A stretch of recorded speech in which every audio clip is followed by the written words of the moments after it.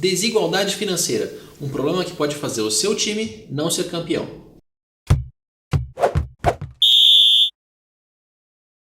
Primeiro vamos deixar claro, quanto mais dinheiro o seu clube arrecada, mais dinheiro ele pode gastar com os melhores jogadores disponíveis no mercado e maior a chance de ele ser campeão. As finanças de um time de futebol estão diretamente ligadas ao resultado que ele tem dentro de campo. O futebol, como o mercado e a sociedade, está sujeito à desigualdade financeira e é bom prestar atenção nela. Não se trata só de quanto o seu clube arrecada, mas da diferença entre ele e todos os adversários. Já ouviu aquela história de que o Campeonato Brasileiro é o mais disputado do mundo?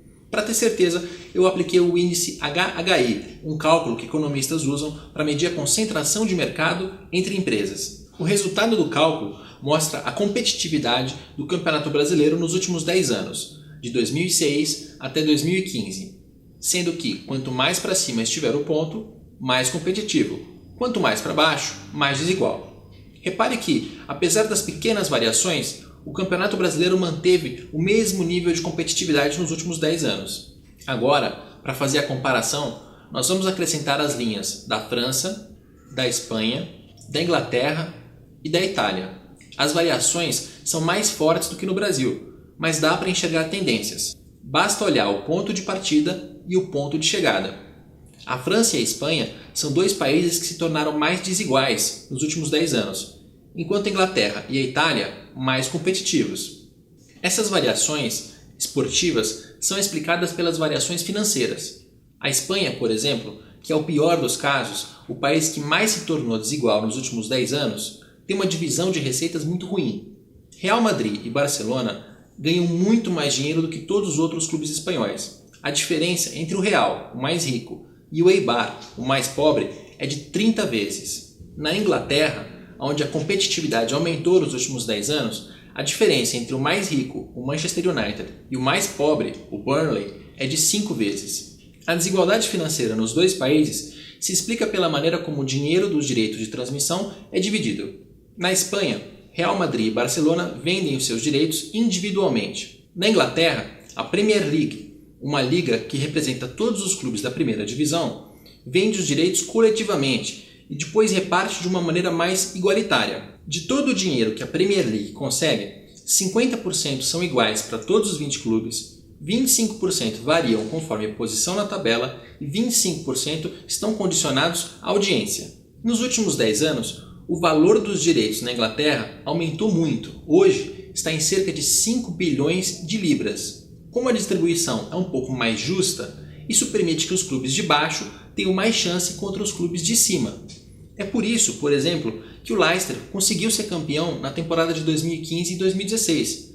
A diferença de receita entre o Manchester United e o Leicester é de 5 vezes. A desigualdade na Espanha chegou a um ponto tão crítico que em meados de 2015 o governo espanhol interveio e forçou a adoção da negociação coletiva. Mais do que isso, forçou que o dinheiro passasse a ser dividido de uma maneira mais igualitária, parecido com o modelo inglês. 50% vão ser divididos igualmente. 25% vão ser distribuídos conforme as posições na tabela dos últimos 5 anos. E os outros 25% vão ser distribuídos conforme geração de recursos, uma série de variáveis que inclui aí público e audiências. Na França, o futebol ruma para o monopólio. O PSG, comprado em 2012 por um fundo do Catar, hoje tem 19 vezes mais receita do que o último, o mais pobre, e 4 vezes mais receita do que o segundo, o Monaco. A Itália tem a configuração mais próxima da brasileira. A Juventus, a mais rica, ganha 11 vezes mais do que a Empoli, a mais pobre.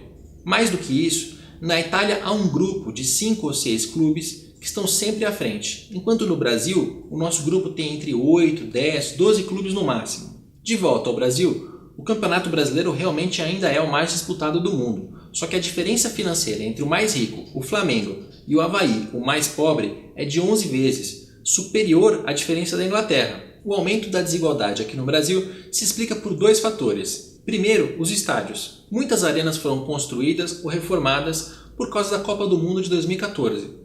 A partir de então, o preço do ingresso aumentou muito, o público também. A renda foi junto. Então, os clubes que mais tinham torcida e os clubes que têm acesso a estádios reformados passaram a ter receitas muito maiores. É o caso do Corinthians, do Palmeiras e também do Flamengo. No caso dos sócios torcedores, a lógica é a mesma. Quanto mais torcida, mais receita. Com essas duas receitas, o grupo mais rico ficou mais rico e o grupo mais pobre, que não teve acesso a elas, continua igual. O que impede o Brasil de ficar como a Itália, onde a Juventus é campeã 5 vezes consecutiva, é a incompetência. Corinthians, Flamengo e Palmeiras, os 3 clubes que mais ganharam dinheiro nos últimos anos, não conseguiram transformar a receita em resultado, porque gastam muito mal. Não dá para imaginar uma liga em que todos os clubes têm a mesma receita.